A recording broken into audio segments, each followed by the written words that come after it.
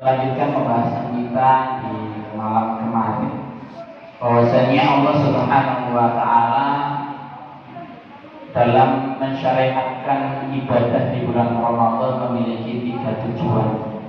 Yang pertama adalah menjadikan hamba yang lebih bertakwa. Yang kedua adalah menjadikan hamba. Yang ketiga adalah menjadikan hamba lebih mendapatkan petunjuk dari Allah Subhanahu wa taala. Maka kemudian yang kedua, syariat ibadah di bulan Ramadan, Allah Subhanahu wa taala menginginkan agar hamba-hambanya menjadi hamba yang lebih bersyukur. Maknanya adalah menjadikan kita lebih peka dengan nikmat-nikmat Allah Subhanahu wa taala. Baik itu nikmat-nikmat yang besar, lebih khusus nikmat-nikmat yang mungkin kita anggap kecil, lebih mudah merasakan dan merasakan kehadiran nikmat tersebut. Maka dari itu level syukur kita setidaknya itu dibagi menjadi 3. Yang pertama adalah seorang hamba apabila mendapatkan nikmat, dia menyebut-nyebut dan memujinya dengan lisannya. Kemudian level yang kedua adalah mempergunakan nikmat itu dalam bentuk ketaatan kepada Allah Subhanahu wa taala. Maka jadi kalau ada orang mendapatkan nikmat itu dia gunakan untuk menjalankan ibadah ketaatan, dia sudah sampai pada level yang kedua. Tapi kalau nikmat itu tidak digunakan sebagai wasilah ketaatan, maka namanya bukan syukur. Namanya adalah kufur. Karena setiap nikmat yang digunakan menopang kemaksiatan itu namanya bukan nikmat. Namanya bukan syukur. Kemudian yang ketiga adalah meluaskan manfaat dari nikmat yang Allah berikan kepada kita. Kalau kita diberikan nikmat oleh Allah berupa keluasan harta, maka harta itu kita tunaikan haknya. Entah itu dengan infak, sedekah, zakat, berbagi dan lain sebagainya. Itu sebagai bentuk syukur terhadap nikmat Allah Subhanahu wa taala. Tidak ada satupun nikmat Allah itu yang kecil.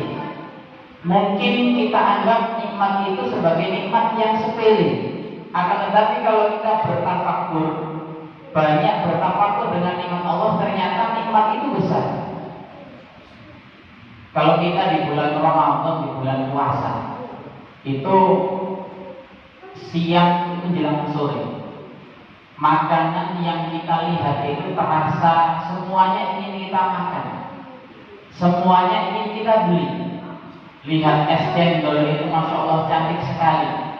Lihat makanan apapun semuanya ingin kita nikmati. Akan tetapi ketika berbuka puasa, makanan yang paling dekat dengan kita itulah yang kita makan. Bisa jadi mungkin hanya ada segelas ataupun sebotol air minum. Itulah yang pertama kali kemudian kita minum. Padahal kalau kita bertafakur dengan nikmat Allah, ribuan tahun yang lalu Allah Subhanahu wa taala menciptakan matahari yang kemudian menyinari lautan. Dari lautan itu kemudian airnya menguap menjadi awan yang kemudian tertiup oleh angin sampai di puncak-puncak dan lereng gunung. Berbeda suhu, akhirnya turunlah hujan. Hujan pun tidak langsung turun ke tanah. Cobalah tengok dahan dan ranting, pohon dan kebun basah semua. Kalau lagunya anak-anak. Kemudian setelah itu air itu meresap lewat pori-pori tanah. Akhirnya sesuai dengan daya gravitasi air itu mengalir dari tempat yang tinggi menuju tempat yang rendah.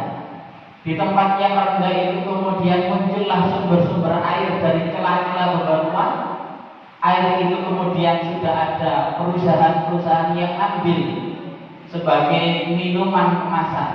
Entah sudah melalui berapa tangan, entah sudah menjadi jalan rezeki bagi berapa orang, kemudian air itu sampai kepada diri kita dan bisa kita nikmati. Kalau kita tafakur, sungguh jalan rezeki yang Allah Subhanahu wa taala berikan bagi kita itu sangat panjang. Maka nikmat kalau kita banyak bertafakur, tidak ada nikmat yang kecil. Kalau kita banyak bertafakur terhadap nikmat, maka nikmat itu semuanya akan merasa besar. Maka di bulan Ramadan, dengan berbagai macam syariatnya di bulan Ramadan adalah salah satu tujuannya menjadikan hamba yang lebih bersyukur kepada Allah Subhanahu wa taala. Kemudian yang ketiga, yaitu menjadikan hamba mendapatkan petunjuk dari Allah Subhanahu wa taala. Di ayat 186 surah Al-Baqarah, para ulama menyebut ayat ini sebagai ayat yang paling romantis di dalam Al-Quran. Kenapa? Bunyinya wa idza sa'alaka ibadi anni fa inni qarib. Allah berfirman, apabila hamba-hambaku bertanya tentang diriku, yang diajak bicara oleh Allah adalah Nabiullah Muhammad. Wahai Muhammad, apabila hamba-hambaku bertanya tentang diriku, fa inni qarib, sesungguhnya aku itu dekat.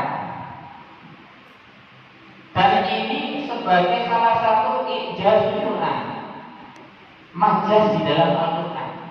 Kalau dalam bahasa Arab itu ada namanya syarat, ada namanya jawab. Harusnya kalau sesuai dengan kaidah, hai Muhammad, kalau ada hambaku bertanya tentang aku, katakan kalau aku itu dekat. Jadi mengkas, menyampaikan pesan. Tetapi dalam ayat ini Allah Subhanahu wa taala tidak menggunakan fakul.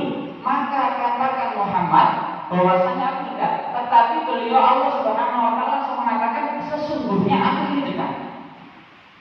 Maka maknanya Allah Subhanahu wa taala dalam ayat ini mengabarkan sesungguhnya Allah Subhanahu wa taala itu dekat. Orang yang dekat, misalkan kalau saya punya perlu dengan seseorang, kalau saya ini dekat dengan orang tersebut, saya akan langsung menyampaikan keperluan saya kepada orang itu, tidak melalui perantara. Yang ditanya adalah Nabi Muhammad, tapi yang jawab langsung Allah dalam ayat ini, menunjukkan Allah itu dekat.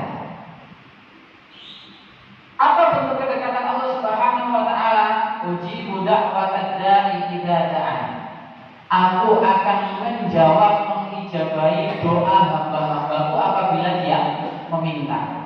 Maka bapak-bapak ibu yang dirahmati Allah Subhanahu wa taala, salah satu sunnah yang mungkin banyak dilewatkan oleh orang-orang yang beriman, kaum muslimin di bulan Ramadan, di waktu menjelang itu lebih mungkin banyak di antara kita yang melakukan mungkin ya hanya sekedar menunggu waktu berbuka, entah itu dengan menyalakan televisi, melihat acara-acara yang mungkin manfaatnya kurang banyak ataupun dan lain sebagainya. Padahal salah satu sunnahnya adalah bermunajat, berdoa kepada Allah, karena waktu itu adalah waktu mustajab untuk berdoa. Maka di bulan Ramadan, waktu menjelang berbuka itu adalah waktu yang mustajab untuk berdoa. Maknanya, hikmahnya, orang ketika hendak berbuka, puasa seharian menahan dahaga, menahan lapar, kalau sudah sampai waktu buka, semua orang itu pasti merasakan kegembiraan, pasti akan senang.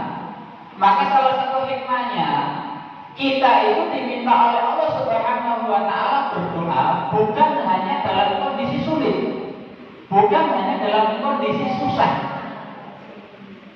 akan tetapi kita juga harus tetap berdoa kepada Allah dalam kondisi bahagia, bukan hanya dalam kondisi kita butuh kepada Allah saja, dalam kondisi sengsara saja, tapi dalam kondisi bahagia kita juga diminta untuk tetap berdoa kepada Allah Subhanahu wa taala. Maka ayat yang dikomentari oleh para ulama sebagai ayat yang paling mesra dalam Al-Quran ini mari kita manfaatkan. Jangan sampai kemudian kita terhalang dengan kemesraan kepada Allah Subhanahu wa Ta'ala. Apa yang menghalangi kemesraan seorang hamba kepada Rabbnya dalam ibadah doa? Yaitu aklul haram, makanan-makanan yang haram.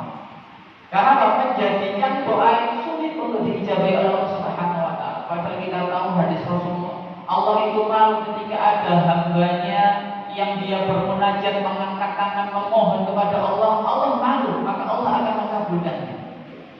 Maka di dalam hadis disebutkan Rasulullah menceritakan ada seseorang yang semua kondisinya adalah kondisi yang mustajab dalam berdoa, dalam keadaan safar. Ketika itu dia dalam keadaan sedang berpuasa. Ternyata di tengah perjalanan bahwasanya dia itu sudah dirampok dalam kondisi terzalimi. Semua hal dalam dirinya itu mendukung dia untuk memohon kepada Allah Subhanahu wa Ta'ala. Tapi ketika dia berdoa, kalau kondisi mengangkat tangan, salah satu adab untuk berdoa itu mengangkat tangan. Tapi kata Rasulullah, "Wa man anhu haram wa mashrabuhu haram wa malbasuhu haram wa ghudiyat haram, fa anna istajabu lahu." Bagaimana mungkin dia doanya diijabahi oleh Allah sedangkan makanannya adalah haram, minumannya haram, pakaian yang dia pakai itu semuanya haram. Maknanya menghalangi doa. Akhirnya salah satu hikmahnya adalah kita syariat di bulan Ramadan, salah satunya ada puasa. Imam An-Nawawi berkomentar tentang ibadah puasa. Puasa itu adalah satu-satunya cara, salah satu cara untuk membersihkan jasad kita dari daging-daging yang tumbuh dari makanan yang haram ataupun dari rezeki yang haram. Karena puasa itu sifatnya membakar dosa. Maka insya Allah mungkin dalam suatu kondisi di masa yang mungkin kita sedang awam, belum tahu, memakan hal-hal yang mungkin haram secara tidak sengaja ataupun bahkan disengaja, salah satu pembersihannya adalah dengan puasa. Kalau semuanya sudah bersih, insya Allah kita akan menjadi hamba Allah yang mendapatkan petunjuk. Maka dari itu, ini tiga tujuan Allah Subhanahu wa Ta'ala mensyariatkan ibadah.